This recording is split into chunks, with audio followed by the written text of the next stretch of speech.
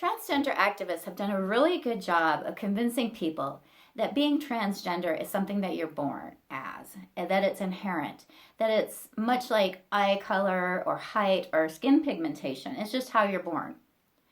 And because of that, it's really would be ridiculous to ever take a child to therapy to help them understand their trans identity, or heaven forbid, to help them resolve that trans identity.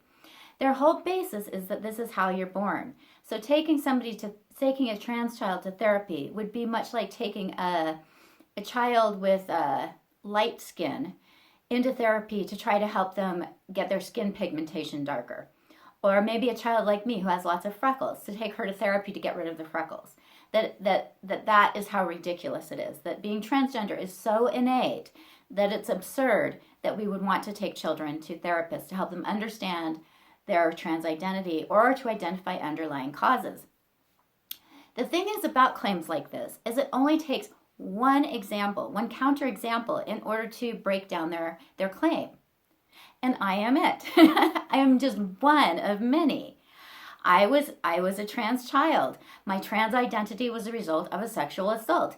My trans identity resolved as I began to process my feelings and the impact of that sexual assault. And if it was just me, first of all, if it was just me, that's all it takes. All it takes is one example to say, no, actually your claim is wrong. This person was a trans person. This person developed the trans identity as a result of an underlying issue. Therefore, trans people are not born that way. It just takes one.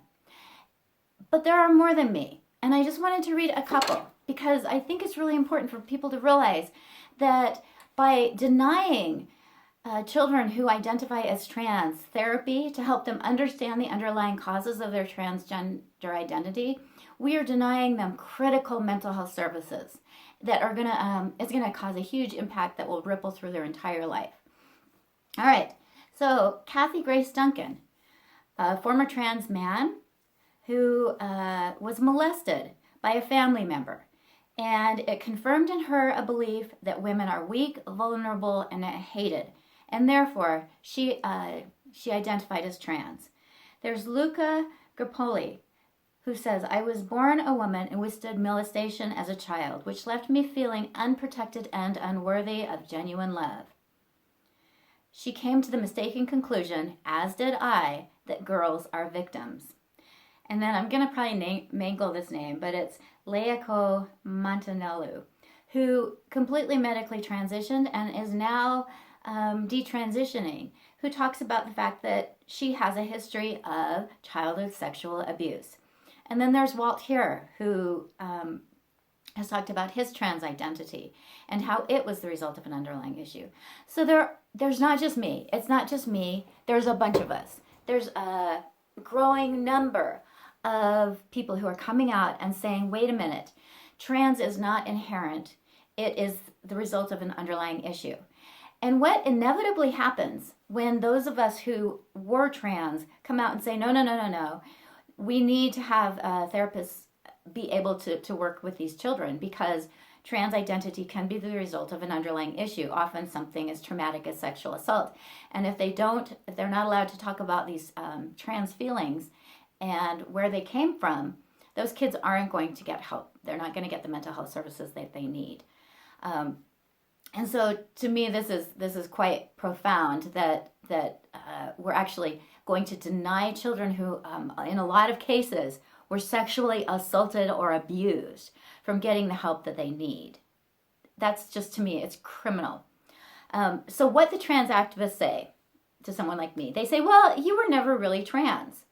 And that's the point, isn't it? That is the point, is that they're saying that those of us who either detransitioned or had our gender dysphoria resolved, we were never true trans. But the fact is that no one can tell by looking at a child whether they're a true trans, which I don't think exists, but even if it did, nobody can tell if that child is a true trans or if that is a child who has developed a trans identity as a result of a trauma. The other thing that they'll say is that those of us who detransitioned have internalized transphobia and that we transitioned because we actually hate ourselves. And I don't even know what to do with that. But if that's the case, we need therapy too, probably. If we hate ourselves, if we detransitioned, if we stopped doing something that was damaging to our body because we hate ourselves, well, it actually makes no sense. So that's a spurious argument. But the argument that those of us who detransitioned were never really trans is an important one, because what it does is it totally disproves their whole claim that the trans identity is inherent. Because obviously there are those of us for whom a trans identity was a result of an underlying issue. So when these laws that are touted as a conversion therapy ban are coming through, everybody says, oh, of course we don't want to convert people. But what they don't realize is that you're actually reinforcing a trans identity that is the result of an underlying issue when you ban therapists from working with those children. In essence, you are actually mandating therapists to convert children who have gender dysphoria into a trans child.